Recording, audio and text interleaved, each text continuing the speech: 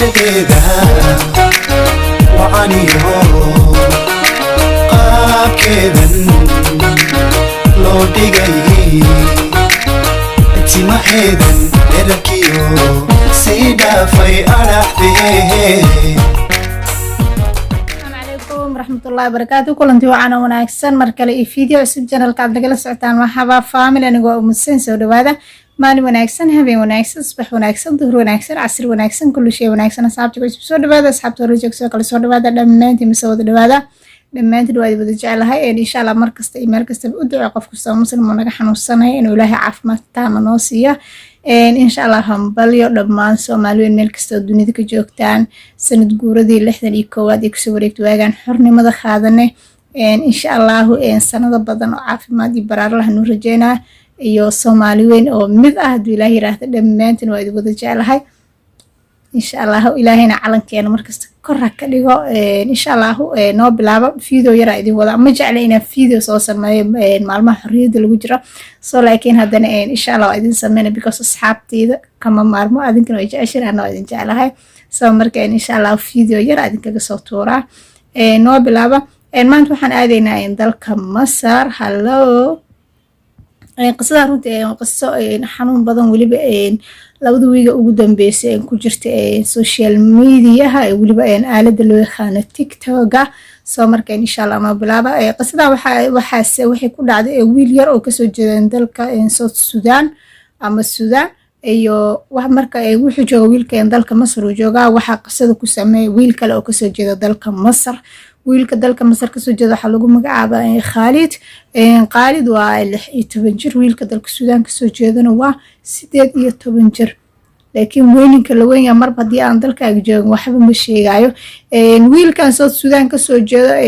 lama shaacin magaciisa laakiin wuxuu ka shaqeynaa guriga Khalid uu shaqeynaa Khalid waxa la dhalatay gabar waliba gabar yaani hal gabar la dhalatay iyo hooyadiis iyo aabisi ku noolaan halka gabar markay waa single mother soo heysatay yaani hal cunug odageed ay kala tageen mar hore ilaa ay sanadka hore kala tageen halkii gabar guriga joogta oo Khalid la dhalatay waxa lagu magacaabaa Nadia waxay jeclaatay wiilkii yaraa ee South Sudan ka soo jeeday soo marka maadaama wiilkii yaraa ay jeclaatay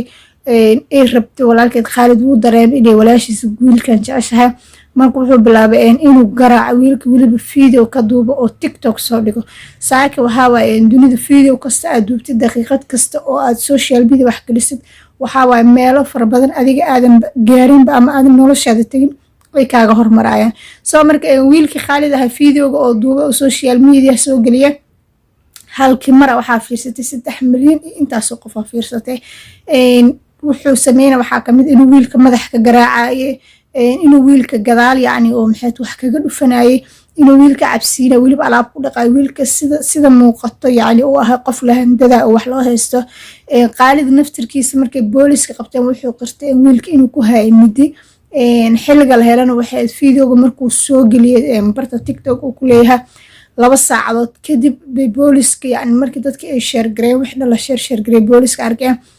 isla marka wiilkii Khalid ah markii wajigiisa la aqoonsado oo contactigiisa wixii la helay booliska way tageen gurigiisii waliba waxay u tageen wiilkii Khalid ah oo wiilkan South Sudan ka soo jeeda dhaawacay halis u geystay asigana uu guriga dhex fadhiyo oo film fiirsanaya wiilkina asigoo dhaawacay mindi qaba uu ku soo xiray qol waliba yaani meesha madbaxa ama kitchada oo cunada lagu kariyo ku soo xiray meeshaas wiilkii yaraa ee South Sudan ka soo jeeday uu ku jiray meeshaas uu ku dhiig baxa oo waliba dhiigis aad u farbax markay booliska soo galeen xitaa sida booliska ay sheegeen waa ka xumaa in sabrada qaarkood oo yaani ma soo deen karo because mamnuuc waa ma la ogolaanayo aaladan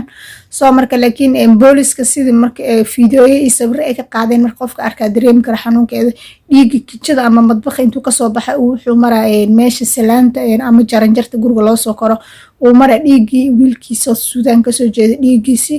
wiilkan yar ee Khalid ee dalka Masar u dhashay qolka fadhiga wuxuu isaga fiirsanay telefisyoone waliba film aad u fiican oo fiirsana waliba asoo ku qanacsanaa leeyahay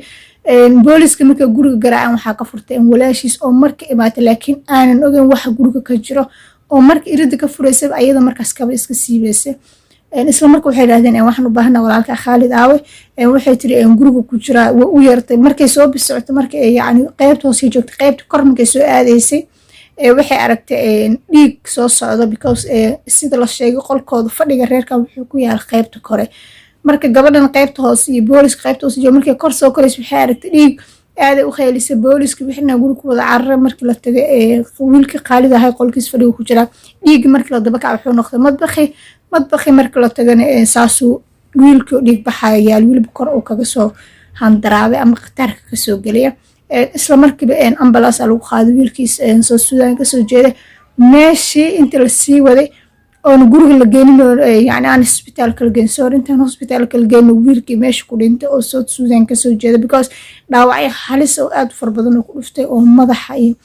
meeshan qoorta iyo waxyaabo far badan ku dhuftay soo marka wiilkii yaraa soo Suudaan ka soo jeeday meesha ku dhintay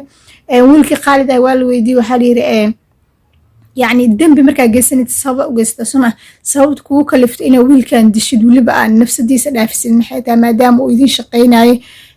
شقالين وإذن نقدن أبها يريركين إدل بدين سبب المحيطة هاي ويل كان وحوري ولا شيء جعلت صدرات المركا مربي ولا شيء من مدو مقربو